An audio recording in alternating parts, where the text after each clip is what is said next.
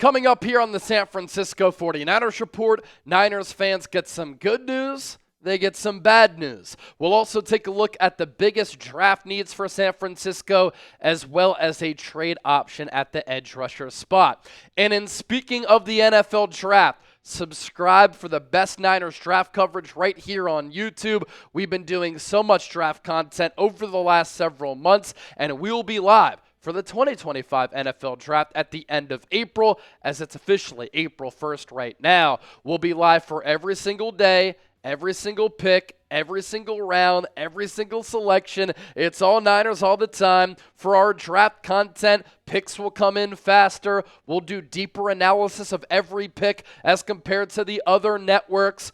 No commercials either. So join the party, join the movement. We're approaching 160,000 subscribers. Lock us in and hit that sub button. Let's start off with a positive note. I always like getting to some good news first. If you're a Niner fan and you want the Niners to give Brock Purdy a contract extension, because I'll tell you this, if you don't have a quarterback, or if you're in quarterback purgatory and you're floating in mediocrity in the NFL, you're in no man's land. Well, the good news is that Niners owner Jed York, who signs off on the checks, thinks that a Purdy deal will get done. He spoke with the media today at the NFL owners meetings. We talked partially about this earlier today, and here's the direct quote from York. I don't think we're that far apart. I think that we can sit down and get something done. Whenever he's ready, we're ready. I've been in situations where you have a great roster and the quarterback isn't set, and it's hard to have sustained success. We want to make sure that Brock is a long-term partner. We want to make sure that he's a part of our team for a very long time. The Niners really lucked out in drafting Purdy, by the way, in 2022. It helped make up for one of the worst draft maneuverings in the history of the NFL. The Trey Lance trade was one of the worst trades that we've ever seen. 3 first-round picks to move up for Trey Lance in 2021, and at this point he doesn't have a job, and the CFL is calling to see if he wants to play quarterback there. I'm not kidding. It's no joke. And ever since Purdy became the team's starting quarterback in replacing Lance and Jimmy Garoppolo, after they both got hurt, he was awesome in 2022, helped to lead the Niners to the NFC Championship game. They may have won that game if Purdy didn't injure his elbow. In 2023, comes off that injury, has one of the more efficient quarterback seasons that we've seen in recent memory. Top 5 in MVP voting. He was awesome. Last year he struggled. The entire team struggled. Jed York also said he thinks Purdy is a top 10 quarterback. That tells me that the Niners are going to get this deal done. They're going to lock down Purdy on a contract extension, and they're going to pay him between $50 and $60 million. How much, as far as AAV, average annual value, and guaranteed money? Those are the big questions that have to get ironed out from the Niners side, led by Jed York, John Lynch, Kyle Shanahan, and from Purdy's side with him and his agent. More good news. Portion number 2. Kyle Shanahan last year looked tired. He looked fatigued. He looked burnt out. And after losing Super Bowl 58 in such heartbreaking fashion to the Kansas City Chiefs, he looked as though he didn't sleep that entire offseason. The Niners coached and played like they were hungover. And the Super Bowl hangover was certainly real. Well, Kyle Shanahan said today he's feeling recharged and he's feeling ready for 2025. The pressure is on him, and me personally, I'm excited to see what type of coaching job he can do this year. They're not loaded with talent like they've been in years past, but elite coaching can lead to elite results, and we've seen at times Kyle Shanahan's an elite head coach. Here's what he said about this upcoming season. I want to get to work more now than I probably have in a long time. Can't wait until our players are back.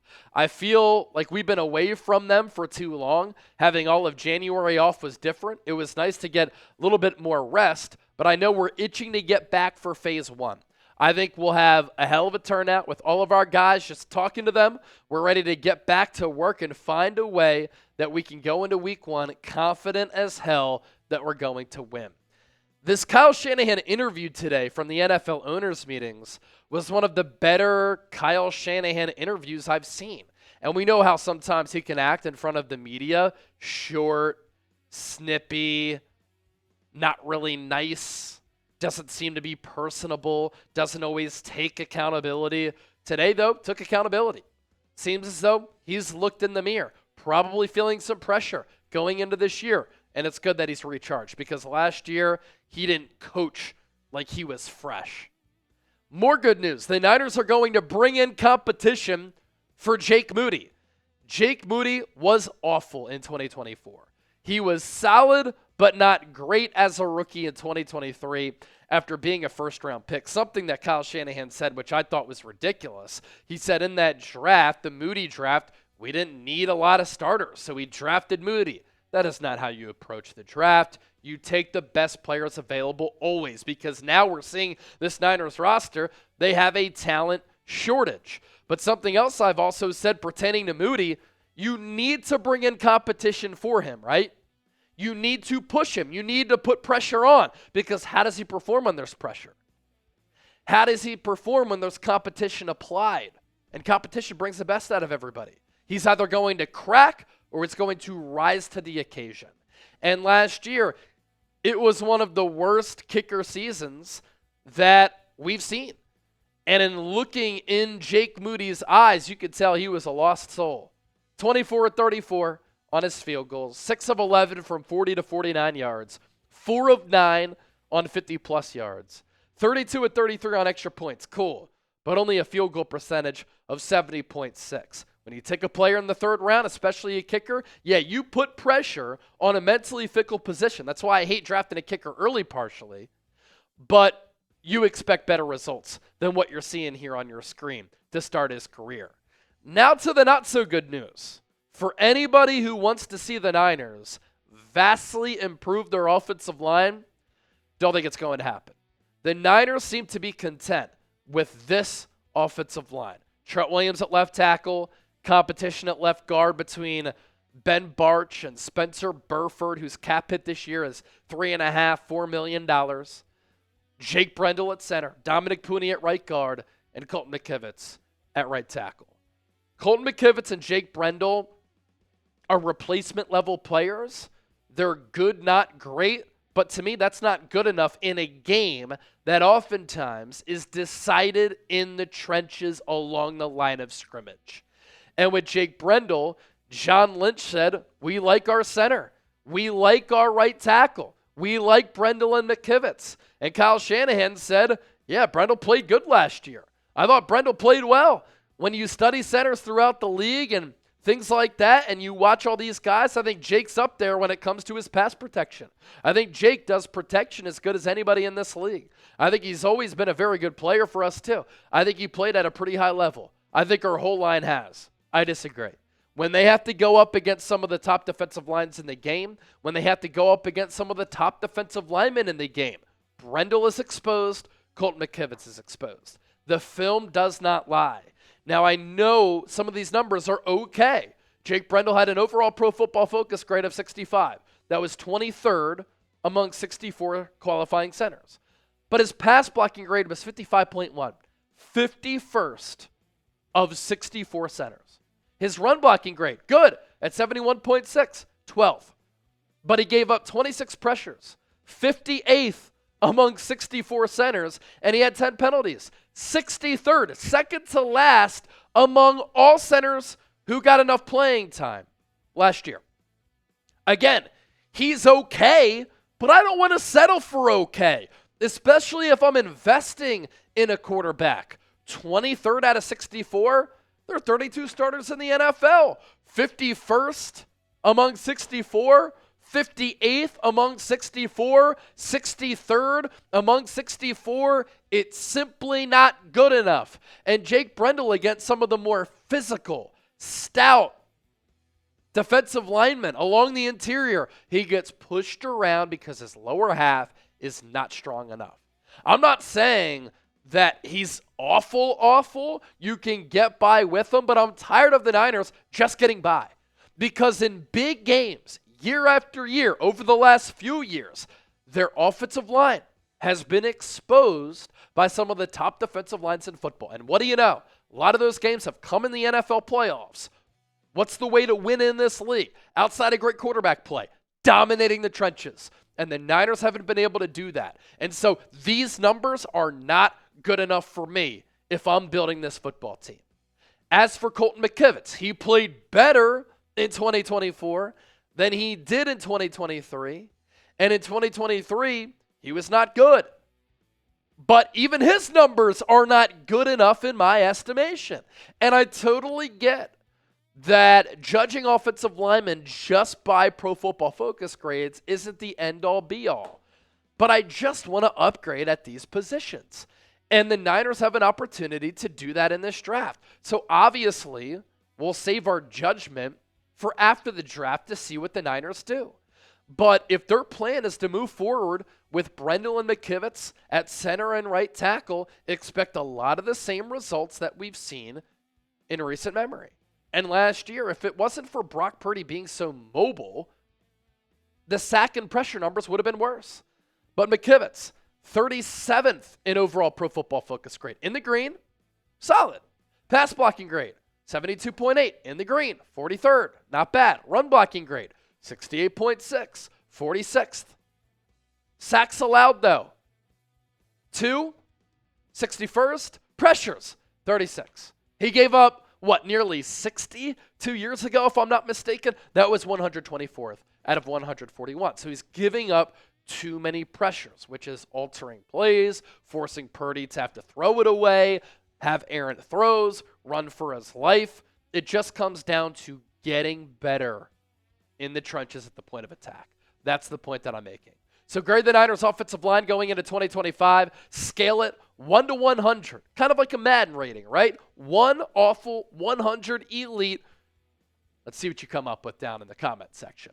Niners draft hats, as we look ahead to the draft, are available thanks to our friends at Fanatics, available in black as well as kind of that vanilla color. Get yours today, chatsports.com/49 draft hats. Love the design, love the look. This is something that I would definitely wear, and I haven't loved draft hats and the designs of them in recent memory. I think these are awesome. You can get this style, snapback fitted. There's also a dad hat style that you can get that's a little bit closer to your head, not as boxy. So you can find that using that link down below. It'll take you to Fanatics. Fanatics will know that Chase Sr. and the 49ers Report sent you. To the Niners draft needs and a non-first-round target. ESPN looked at every team across the NFL, all 32 of them, and they went through all of the needs that these teams have going into the draft and then picked a non-first-round target that would make sense for that ball club. For ESPN on the Niners needs, we know about them, right? Defensive tackle, edge, offensive tackle. The Niners released both of last year's starting defensive tackles, Javon Hargrave, Malik Collins, made no additions in free agency there, leaving 2 significant holes on the defensive interior. They also cut ties with edge rusher Leonard Floyd, who started all 17 games last year, creating an opening for a new starter at defensive end opposite of Nick Bosa. While the Niners returned both starting offensive tackles, Trent Williams and Colton McKivitz, Williams will be 37 in July, and McKivitz is entering the final year of his contract. That means the Niners are on the lookout for a tackle who could potentially compete for a guard job before moving to tackle permanently. And going back to what I was talking about earlier about the offensive line, you have to draft Trent Williams' replacement at some point. That's why taking a tackle early in this draft makes a lot of sense. ESPN also making a lot of sense there with some of the needs and the holes still remaining on this Niners team. As for that non-first rounder to watch, prospect to fill a need outside of round 1, Jordan Birch, edge rusher, Oregon. Nick Bosa, only Niners edge rusher who can be counted on. Birch is a hybrid edge who has plenty of explosive power to play off the edge or move inside in sub packages. We know that Chris Kocurek likes to use those types of defensive linemen. It's made famously the NASCAR package work for San Francisco. Think Arden Key, Charles Omenihu, Jordan Willis, Cleveland Ferrell. They played outside, they played inside. A player like Yetur Gross-Matos can do a lot of the same things. Birch last year, 8.5 sacks, 32 pressures, 6 pass breakups. And his last 4 years, transferred from South Carolina to Oregon for his final 2 years, really had a big jump in the sack production in 2024. Dan Lanning had that defense really humming. What you do like, though, the last 3 years, the pressure numbers from Birch. Niners need more guys who can simply get pressure on the quarterback. 40 pressures, 27 and 32 the last 3 years. As for that trade option for San Francisco, ESPN put together this trade idea where the Niners would move back 2 spots from 11 to 13, and they would get Jaelan Phillips, edge rusher from the Miami Dolphins, as he enters year 5. The Dolphins would receive 11 overall, move up 2 spots, and a 4th-round pick at 113. Here's what ESPN had to say about that Jaelan Phillips trade. It's interesting to me. It's probably interesting to a lot of you. Here's one more deal for the Dolphins to get ahead of the Cowboys at number 12 and take an offensive tackle. The Niners would move down 2 spots, give up a 4th-rounder. They would land a potential starter and cornerstone at the edge spot. Phillips has looked like a budding breakout candidate, but injuries have stalled his progress. He had 22 sacks over his first 2.5 years, but he tore his Achilles in 2023, tore his ACL early in 2024. With Chop Robinson's emergence and the return of Bradley Chubb from multiple tears in his right knee, Phillips' role in Miami likely is more of a rotational player. He'll make $13.2 million in 2025 as part of the 5th-year option. Tough to see the Dolphins making a significant commitment to him given his injury history and their commitments elsewhere at the position. This trade would value Phillips as the number 91 overall pick in a typical draft. The Niners would add a young player with upside on a 1-year deal, but they'd take on significant injury risk and a meaningful 2025 salary in the process. Moving down 2 spots would dramatically impact their outlook in round 1. They have extra picks in the 3rd, 4th, 5th, and 7th rounds this year. So with Phillips, awesome start to his career coming out of Miami, but the injury problems the last 2 years are a huge issue. And in 2023, he only played 8 games. He had 6.5 sacks. He was on his way to having a career year, popped his Achilles. And the ACL tear also a problem. And so the first 2 years, you look at what the player can be, has been, what he could become and get back to, but you worry about the injuries with that salary, and he's on that expiring deal. I think the Niners just decide to build through the draft. Would you make that trade? D for deal, N for no deal. Let me know down in the comment section. Thanks for watching. I appreciate you, the faithful, the Niner gang, the Niner Empire.